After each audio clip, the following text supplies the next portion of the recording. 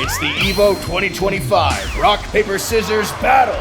This year sees the return of the Wazzler, and this time he's brought a little hell. When the EVO's guys came to me, they kind of had like a very loose outline of what, the animation would be. There's Justin Wong, who's returning back from last year's Rock, Paper, Scissors tournament, but this time he's brought his 3 minions with him, which were, Yipes, Vicious, and Tasty Steve. Was kind of it, just like these 4 guys coming up against 4 random competitors. And I think after that, it was just kind of like, just let loose and do whatever you want, within reason.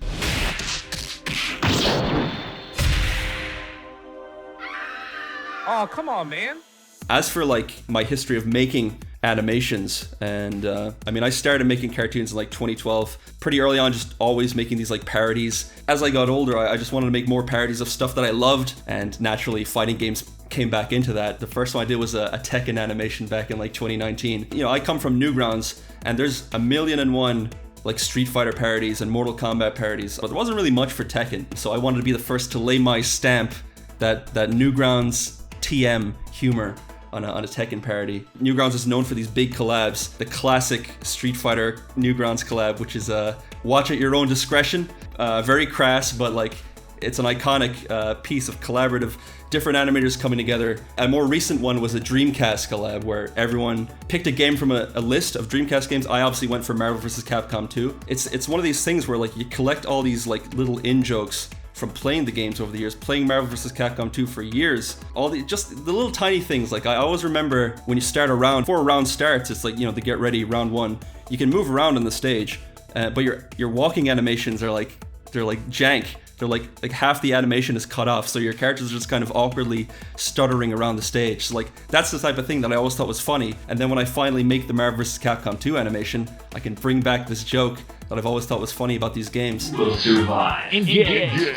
My first time putting my hands on a fighting game, I think it was the first video game I ever touched at all or even looked at. I was like 3 years old, and it was Mortal Kombat Trilogy on the PS1, which is probably a great first impression of video games, which is, at the time looks just like real people ripping each other's heads off. But I think immediately I just clicked with the I think fighting games are just one of those things where you just immediately are able to jump into it even with no skill. You can just mindlessly mash buttons. So naturally it called to me. Just opened my third eye. I was just immediately in love with the genre. Let's do a quick button check.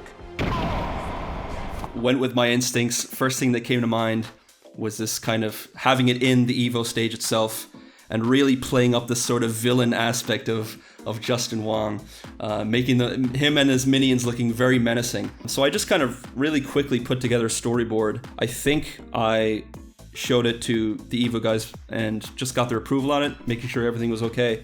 Once I got the go-ahead, I contacted this other animator that I work with frequently called Rechi, pretty good at cleaning up in a similar style to my own, so we could both work on this project and get it done pretty quickly. They basically just let me have free reign to do whatever I want in terms of my humor. A lot of the little gags in the cartoon are just kind of stupid things that I just found funny. Like there's like one shot where it's like showing the 4 minions together, or Justin and his 3 minions together, and there's just like a dog just like chewing on Justin's cape and trying to rip it off him.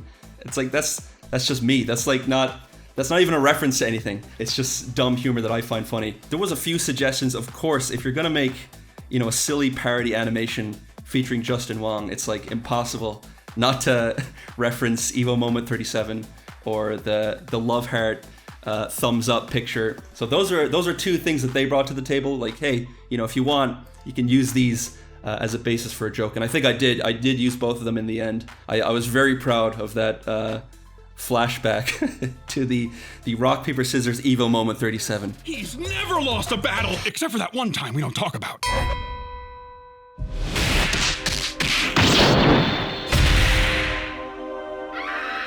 Oh, come on, man. Get that off the screen. Who wants to see that? Not me.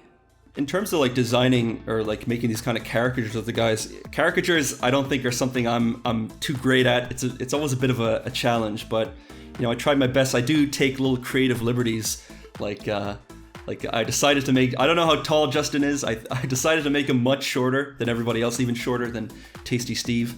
Sorry about that, Justin. But it just created this fun looking visual of having this kind of tiny boss, Justin, surrounded by his 3 towering minions behind him. When it comes to characters, it's pretty easy when you have someone like Tasty Steve, where you get an easy out. Just draw all the beads on his arm. Just draw a million beads on his arm, and then it's like, it's unmistakably Tasty Steve. But as for the other guys, you know, it went through a few different iterations. I remember like one of the bits of feedback I got was concerned that my first design of Vicious, people were like, they might confuse him for L.I. Joe. Someone came up with the idea of, oh, just put on the glasses for Vicious. Vicious! And then people will recognize, oh, that's him.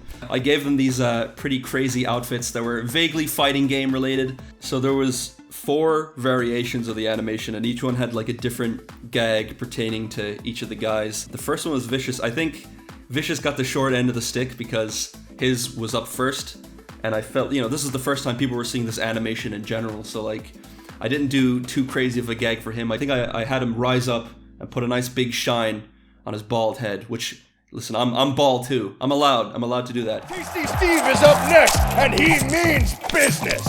Round 2, fight! Second was Tasty Steve.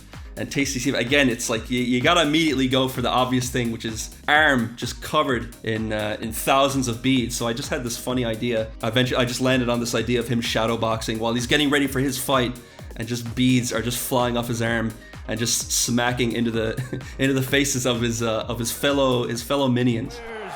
Where's Yipes? Next was Yipes, and this was the gag I did have for Steve at first. You know, a few things did shuffle around in production. So Yipes gag doesn't necessarily pertain to him too strongly, but it was just a funny idea I had early on. I had this idea of someone coming in and doing a raging demon, but with rock, paper, scissors symbols and having a big like a scissors. I think I went with the scissors design on the back instead of the kanji character. I just thought that was such a funny idea. The end was Justin himself, and I just like the idea of him coming up almost like this robot. He's like analyzing the opponent's hand, trying to figure out what move are they gonna pull. And of course that was when I then put in the love heart thumbs up reference when they're doing their quote-unquote button check. Oh, come on, man. Get that off the screen. Who wants to see that? Not me. Getting Justin Wong to voice act in the animation, I think the other 3 guys weren't quite locked in until we were like closer to the date.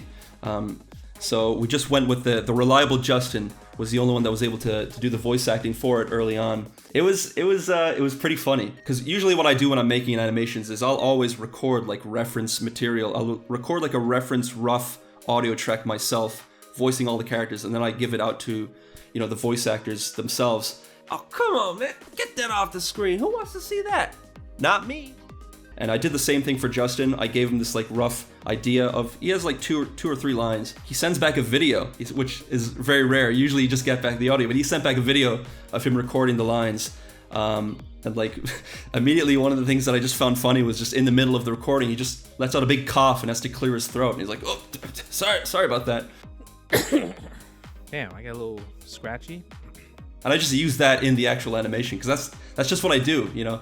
If someone messes up a line, I might just think it's funnier and just put it in the actual finished animation. So I was just gonna say, like, it also just helps kind of deflate him, because he's supposed to be this ominous, you know, he's the big bad villain, but then the first thing out of his mouth is him like struggling to speak and then coughing and clearing his throat, which I just think that's funny. Damn, I got a little scratchy.